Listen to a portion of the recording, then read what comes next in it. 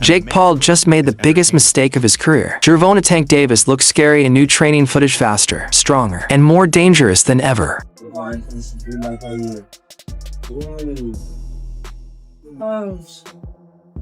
Bro, what is this production? Oh! Oh my god. That nigga got his brain.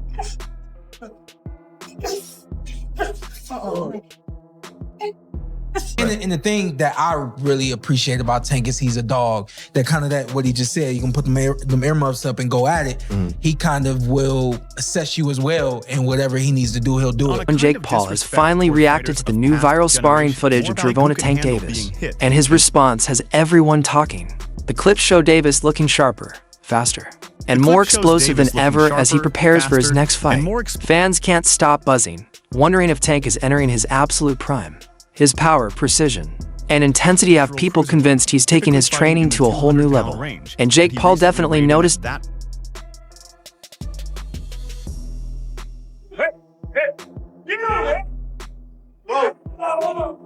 Davis made his name dominating the lighter divisions, usually fighting between 133 and 135 pounds, and has never officially gone above 140 in a professional bout. Jake Paul, on the other hand, is a natural cruiserweight who fights around 100 pounds, a massive difference of several weight classes. That kind of gap changes everything. The heavier fighter usually carries more power, durability, and resistance to punches. It's not just about skill anymore, it's about who can take the hits and still deliver under pressure.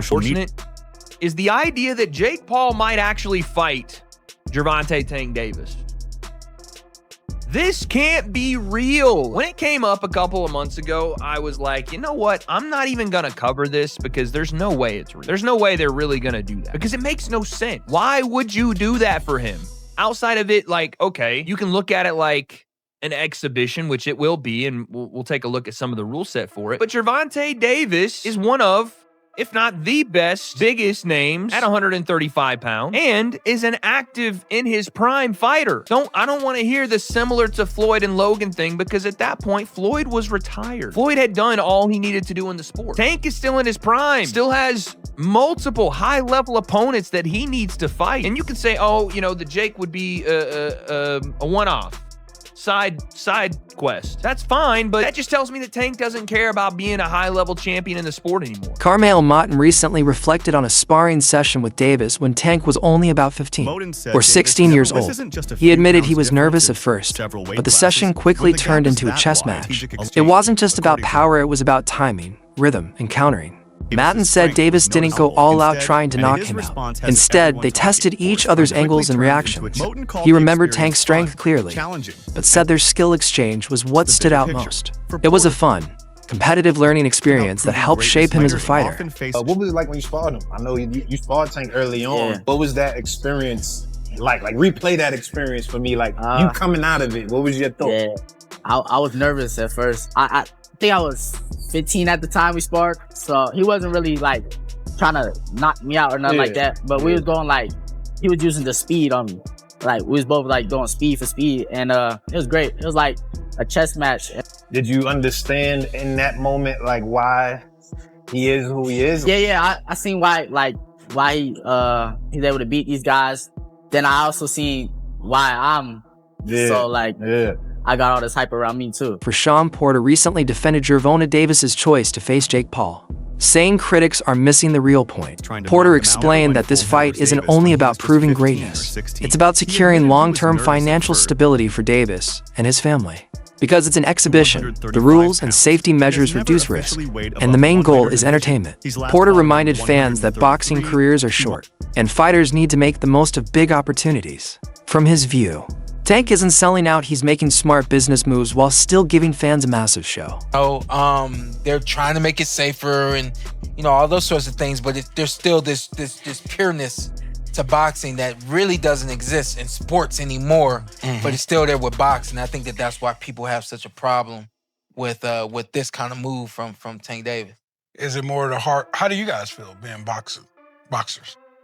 Man, like, once you hear the numbers, I'm like, they're talking, like, I don't know the official one. They're talking about like 100 mil. Oh, damn. Like, They're talking about these insane numbers. Like I'm gonna be like, don't take that. I'm not gonna tell another man not to take that type of check, especially for something like that. It's not on your official record. It's an exhibition. I'm not gonna lie here and act like I'm not gonna say yes to 100 million or something like that. But I do see exactly what you're saying about the essence of boxing. I wish they would kind of separate a little more, because exhibitions have always been a thing. There's always been an argument. Right. But they're just selling it like a real fight almost. Right. So I think that maybe if we could create a better like distinction, more of a difference, Right.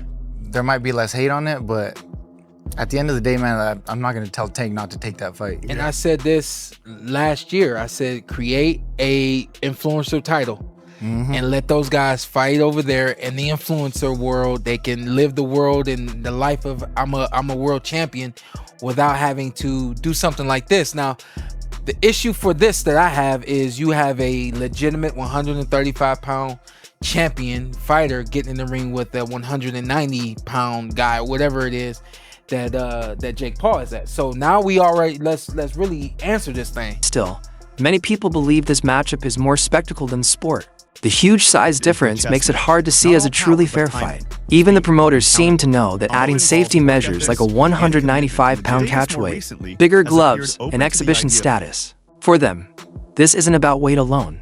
It's about the fact that Gervonta has fought and beaten elite champions, while Jake's experience is still limited. Analysts picture Davis slicing through Paul's defense with speed and accuracy, making Jake look clumsy despite being the bigger man. Be common about it. My question is, what's the rules? And like, are they gonna actually try and knock each other out? Because it's gonna be a glorified sparring match. I'm not watching. I don't give a fuck. Jake's gonna have a hard time hitting him. Yeah, You know, big time.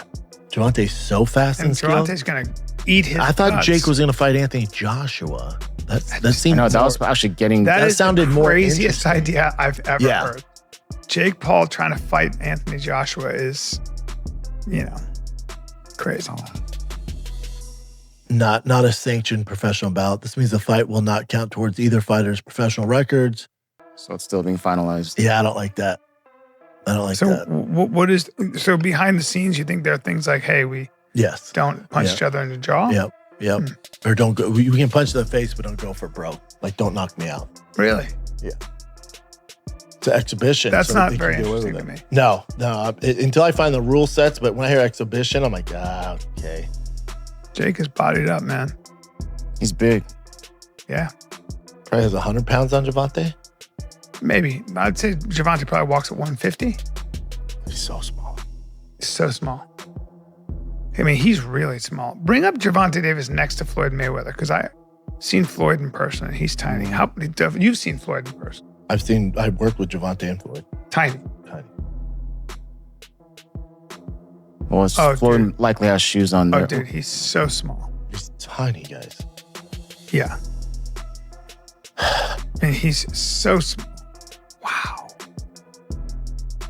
Great fighter. Actress Six Chalsonen recently criticized Jake Paul's decision to shift his focus from Anthony Joshua to Gervonta Davis, calling it a major step down from what fans were expecting. Sonnen argued that Tank isn't naturally built for showmanship or hype. He lets his fists do the talking. Jake, on the other hand, has mastered the art of promotion and storytelling. Sonnen admitted Tank's skill is world-class, but without Jake's marketing power, the fight wouldn't attract the same buzz. In his view, the hype around this matchup depends more on Paul's media influence than the actual boxing itself. It is the exact opposite of Anthony Joshua versus Jake Paul for 2. So the fight that was being dangled and rumored in front of us, the exact opposite has happened. The opposite of fighting Anthony Joshua is not fighting nobody.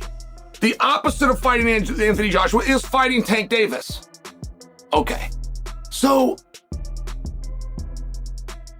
there's one big glaring issue for me. It's just your partner being Tank Davis. Tank is not the guy that knows how to sell a fight. Tank cannot sell a fight in his own division. It could be a title fight, a contenders fight, a main event fight. He could be the favorite. He could be the underdog. Tank doesn't know how to bring that information to you guys in a way that is compelling. And Tank is already blinking in this situation. You have one guy who is argued amongst the pound for pound current greats in boxing. You have another guy that has suggested he should not even be allowed to box, that he should have to call it something different. He should not be licensed. He should not be ranked in the top 14. He should never be selected for a world title. Okay. Now, Tank has one job to do, which is to let anybody know that's listening that it doesn't make any difference, that boxing is a real sport. Jake Paul's dominant win over Julio Cesar Chavez Jr., the boxing world started taking him seriously. That Anaheim event broke the venue's all-time gate record, surpassing shows headlined by world champions. Big names like Oscar de la Hoya now admit Paul could genuinely contend for real titles. Even Manny Pacquiao acknowledged that while many still doubt Jake, his discipline and progress can't be ignored. Analysts praise Paul's ability to stay composed, control the ring, and handle pressure, proving that his growth as a boxer is no longer just for show. Canelo Alvarez fought Julio Cesar Chavez Jr. We promoted that fight many years ago. Didn't knock him out, couldn't hurt him.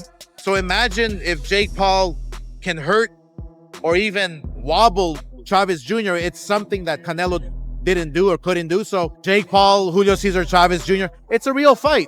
Look, people keep talking about Jake Paul, well, he's not a real fighter, this and that. Well, he's fighting a real fighter now in Julio Cesar Chavez Jr. It's going to be a good test for both guys. Obviously, Jake Paul, he's a masterclass promoter in what he does. He's been doing some great things. I mean, Mike Tyson, 60 million people, fighting Julio Cesar Chavez Jr., who, when he trains, when he gets in shape, when he's focused, he will be dangerous for anybody. Look, Canelo Alvarez fought Julio Cesar Chavez Jr. We promoted that fight many years ago. Didn't knock him out, couldn't hurt him. So imagine if Jake Paul can hurt or even wobble Chavez Jr. It's something that Canelo didn't do or couldn't do. So there's a lot of stories to come out from this, a lot of great stories for Jake Paul. So I just feel honored and proud that we can team up with MVP Promotions, with Jake Paul, and we can make Zurdo Ramirez with Torticos the mandatory. That's going to be a bloodbath in itself. So we're excited.